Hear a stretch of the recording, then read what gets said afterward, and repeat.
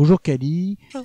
vous êtes l'autrice de Hannah No Breath, une comédie romantique éditée chez Hydra de Tête, et de Mao Megumi en auto-édition, toujours en cours.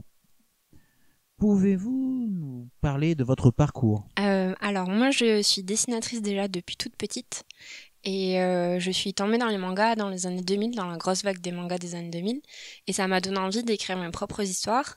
Donc j'ai commencé ma première BD à 15 ans, Mao Megumi donc. Et j'ai fait le premier tome, j'ai fait le deuxième tome, j'ai fait le troisième pendant mes études de lycée. Après j'ai fait des études un peu orientées artistiques mais c'était plus communication visuelle. Donc j'ai essayé d'avoir soi-disant un BTS qui essaie d'avoir quelque chose d'un peu plus stable que juste de dire oh je veux faire du manga plus tard. Mais au final je me suis quand même réorientée vers ça. Donc j'ai continué Mao Megumi jusqu'au tome 5. Et après, quand j'ai eu fini mes études en Belgique, donc d'autres études en peinture, j'ai été contactée par les éditions AGT et voilà à peu près le parcours. Et comment s'est passée la rencontre avec H2T? En fait, ils avaient entendu parler de moi grâce à Momegmi et ils m'ont contacté par internet. On s'était aussi déjà croisés à un festival puisque je fais beaucoup de festivals pour exposer mes illustrations. Et du coup, ils m'ont dit voilà, est-ce qu'on monte notre maison d'édition? Est-ce que tu as un projet à nous proposer?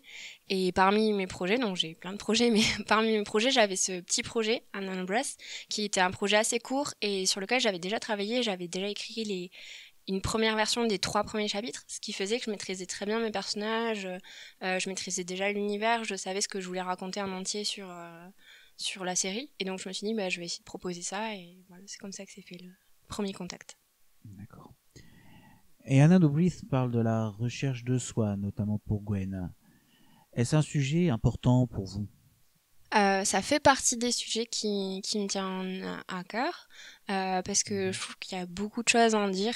On est chacun, enfin tout le monde est... Ça, c'est un sujet assez universel parce que tout le monde a un moment de sa vie, mais même pas seulement à l'adolescence, donc beaucoup à l'adolescence, mais même plus tard dans sa vie, on a toujours des phases où on se cherche un peu, où on se pose des questions sur où est-ce qu'on en est dans notre vie, comment on se sent par rapport aux autres, et c'est vraiment une question assez universelle. Du coup elle peut être traitée de tellement de façons différentes que là j'ai le personnage de Gwen qui me permet de le traiter d'une certaine façon, mais peut-être plus tard dans mes prochains projets il y aura aussi des personnages, enfin cette question pourra revenir parce que elle est un peu sans fin, et en même temps on peut aussi se reconnaître dans des personnages justement qui sont comme ça, à se dire ouais, qui c'est, qui je suis par rapport à la société, et voilà.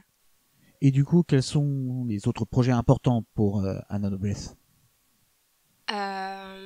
Il y a la question, bah, du coup, un petit peu qui est pas forcément abordée tout en complètement en profondeur, mais que je commence un petit peu à essayer de voir, c'est la question du genre, et aussi la question comment le genre est perçu dans la société.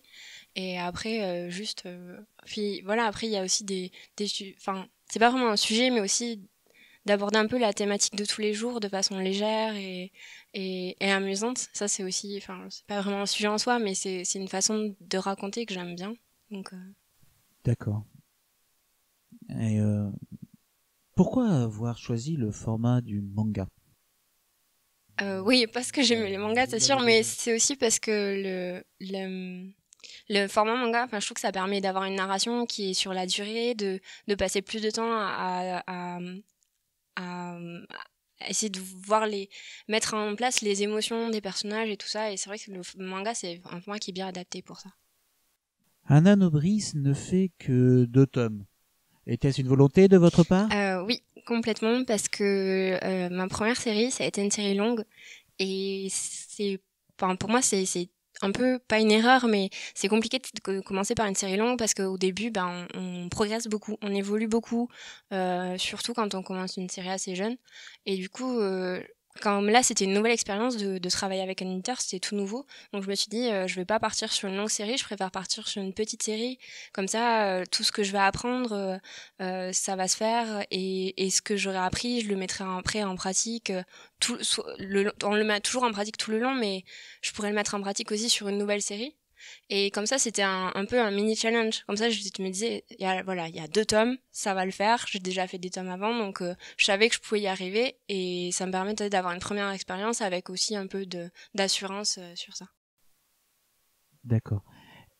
Et du coup, quel sera votre prochain projet? Alors, je peux pas trop en parler pour l'instant encore.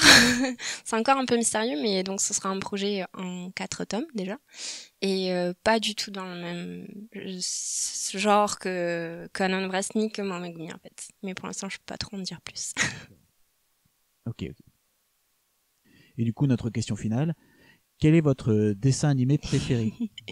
Moi, j'ai aucune hésitation là-dessus. C'est le dessin animé Magical Doremi ou Ojamajo Doremi en japonais, parce que c'est D'accord. clairement l'animé qui m'a plus marqué au début que j'ai découvert les mangas.